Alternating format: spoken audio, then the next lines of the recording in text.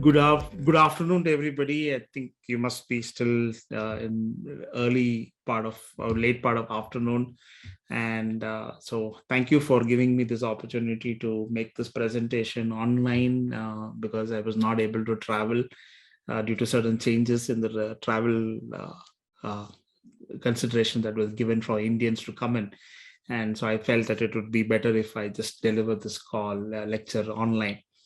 My topic is based on a paper that we published in the World Journal of Diabetes, and we hypothesized a new role of insulin resistance as a risk factor for COVID-19 severity. I think almost everyone in this audience would appreciate that we had one of the worst pandemics ever, and I don't think we will have seen anything like this in our lifetime, and most likely, hopefully, thankfully, we don't see it in a future timeline also.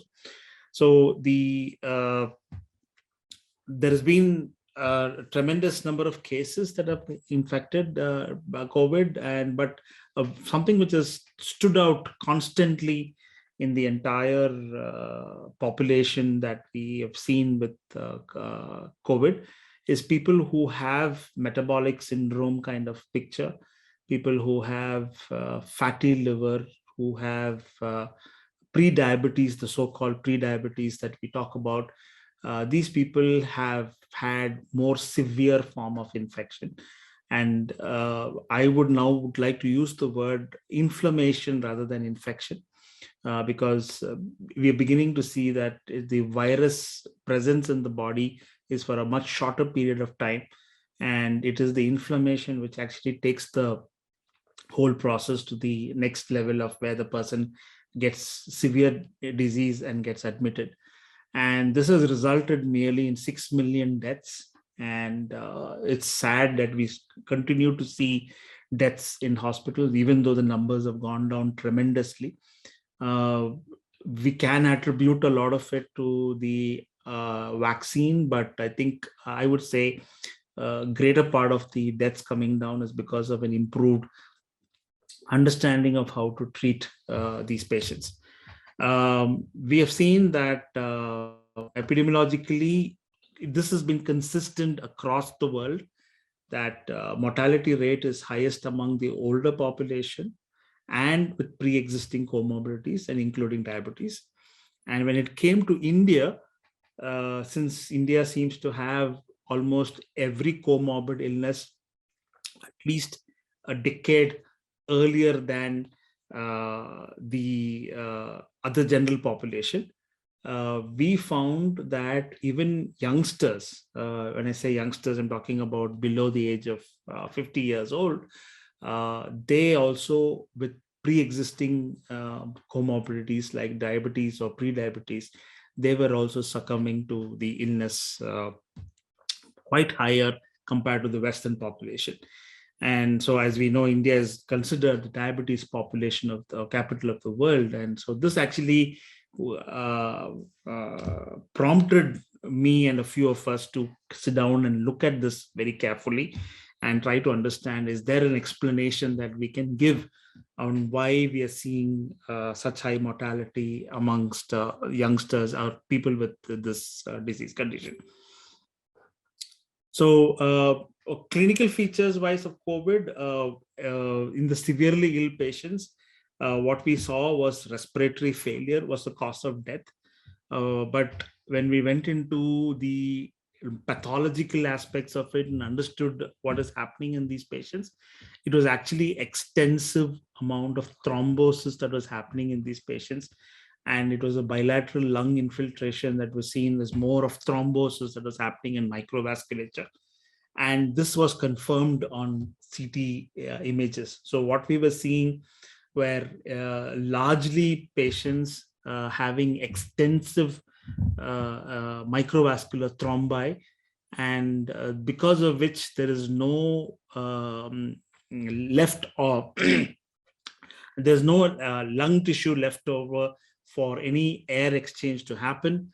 And this was leading to severe hypoxia. And then hypoxia was further triggering a lot more of thrombosis, because once you have certain hypoxia, you have more inflammatory processes coming in for a release of tissue factor, leading to more thrombosis. So it was quite evident that the virus was not causing this as an infection, but it was more from an inflammation that was leading to this. And we've been seeing this picture of lymphopenia, and we've been looking at also seeing patients with pre-diabetes and other blood sugar, the diabetes, pre-diabetes people going into overt diabetes. People who had been not taking any anti-diabetic medicines or were just controlling themselves with diet and exercise, suddenly on getting COVID went into overt diabetes with severe requirements of insulin and other medications to be able to control the disease. So we came up with this hypothesis that there has to be something which is common that is actually acting on this. And we looked at this insulin as a hormone. We all know that insulin is a potent anabolic hormone, and it is involved in both stimulating the glucose uptake in the skeletal muscles as well as in adipocytes. And it is important for promoting glycogen synthesis in the skeletal muscles. Now, in a situation where the person is producing excess insulin, and this is what happens in insulin resistance, they have higher levels of fasting insulin, which means to say there is more circulating insulin in the system, which is not doing this usual job of promoting glycogen synthesis in the skeletal muscles or suppressing hepatic glucose production, because insulin resistance starts at the liver. So there you have hepatic insulin resistance before you start having a systemic insulin resistance. So this has been proven in several epidemiological studies as well as in clinical laboratory-based studies, and especially even in animal studies. And it is shown that insulin, if it's not doing its regular job of helping uptake of skeletal muscles and adipocytes, stimulating the glucose uptake in these skeletal muscles and adipocytes, its presence in the circulation goes up. And when you have higher circulating levels of insulin, you have the insulin switching its signaling pathway. So it has two signaling pathways, which is the PI3K and the MAPK dependent signaling pathways. And when it is doing the PI3 dependent insulin signaling, that's when you have the uptake of glucose and glycogen synthesis happening as a action of insulin. But when we do when it goes into MAPK dependent insulin signaling, there the whole action of insulin goes towards mitogenesis and cell differentiation. And here is where you start seeing endothelial damage starting to happen. And we have looked at it in a very systematic way. And we felt that once the patient has insulin resistance, wherein there is increased level of insulin circulating in the blood, which could happen either because of diabetes or it could happen per se from COVID-19. Both these inflammatory processes leads to a higher circulating insulin. And if you look at the population that is generally getting affected with this are people who have a higher HOMA-IR, or basically fasting insulin, glucose and insulin, or maybe having a waist to hip ratio which is higher, or a fibrinogen circulation is high, or triglycerides and glucose index is high. So basically, this is the picture of a metabolic syndrome group of people who have high levels of circulating insulin in them and the very high chances of insulin resistance.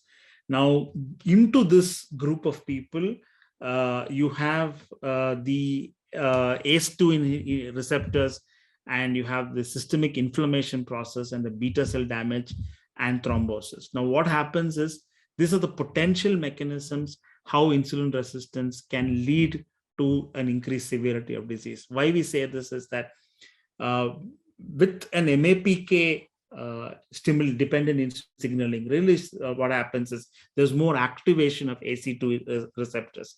And once ACE2 receptors start getting activated, you start seeing higher causes of hypertension. And this also leads to myocardial damage. And this has been proven when you have higher circulation of ACE2, activation of ACE2, you do see blood pressure going up and you do see myocardial damage coming in. You see with a low level of lymphocytes circulating in the blood and a higher circulating monocytes in the blood, you start seeing higher inflammatory process, and that's systemic inflammation that comes in. And again, this is being triggered by the presence of the adipocytes that is already inflamed because of the metabolic syndrome, and a low level of inflammation that is present in obese people, leading to higher systemic inflammation. So the level of inflammatory response that a person has with COVID and having metabolic syndrome compared to COVID alone and no metabolic syndrome, you get a much higher level of systemic inflammation in this person. And again, because the insulin production is higher, there is already a strain on the beta cell. And like we said, there is thrombosis that happens, and this is microvascular thrombosis that happens. And microvascular thrombosis can even damage the beta cells in its blood supply.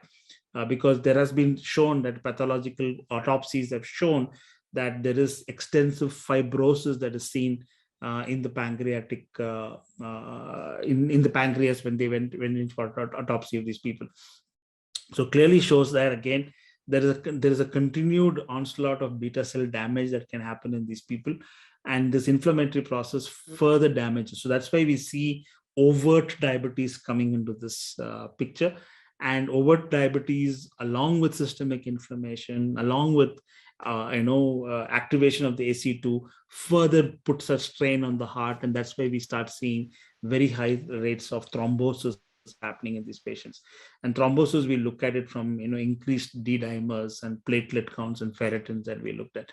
So, so friends, what our hypothesis in the paper, what we demonstrated very clearly is that these potential mechanisms of insulin resistance, along with either diabetes or pre-diabetes, and along with the inflammatory action that happens with COVID-19, we were seeing a higher cases of mortality among patients who had COVID-19 and diabetes. And this led to poor clinical outcomes in these patients. So this, my friends, was the hypothesis that we had published in the World Journal of Diabetes. And from a future perspective, what we feel is important from a conclusion is that we need to, first of all, manage COVID patients as a metabolic syndrome. And we need to look at patients from a metabolic syndrome perspective by reducing their blood pressure, treating them with antithrombotics early, and ensuring that these patients are having good glycemic control in their stay in the hospital. Generally, these things have been neglected in these patients because the focus goes on to their respiratory symptoms, which is basically low saturation, and we get focused on a pneumonia kind of picture, which has now been proven that it is more of thrombosis that is happening in these patients. And we neglect getting into correction of their blood glucose levels. And now with steroids becoming a mainstay of therapy, you're further pushing these patients into higher glycemic indexes, because steroids are used as an anti-inflammatory, but steroids further increases the production of hepatic glucose, and it further decreases insulin sensitivity in the muscles, and thus leads to a higher level of circulating insulin in the body. So these things are some of the conclusions that we wanted to bring out in the paper, and say that we have to manage these patients as a metabolic syndrome case with insulin resistance, and the future has to be in monitoring or screening for people in the population who have metabolic syndrome. And in those people, additional care must be given to either to protect themselves from getting COVID, or even if they get COVID, they need to be treated early to be able to make sure that they don't go into these complications, and thus we can reduce mortality in these patients.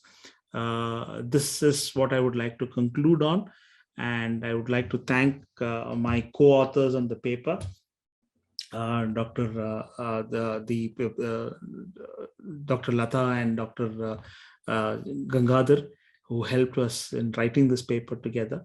And thank you for the organizers of this event to give me this opportunity to present this at this venue. And I'm sorry for a very abbreviated presentation. I'm not at a location where I thought I should be able to take up my presentation fully. But thanks for the update and opportunity to present here. Happy to take any questions.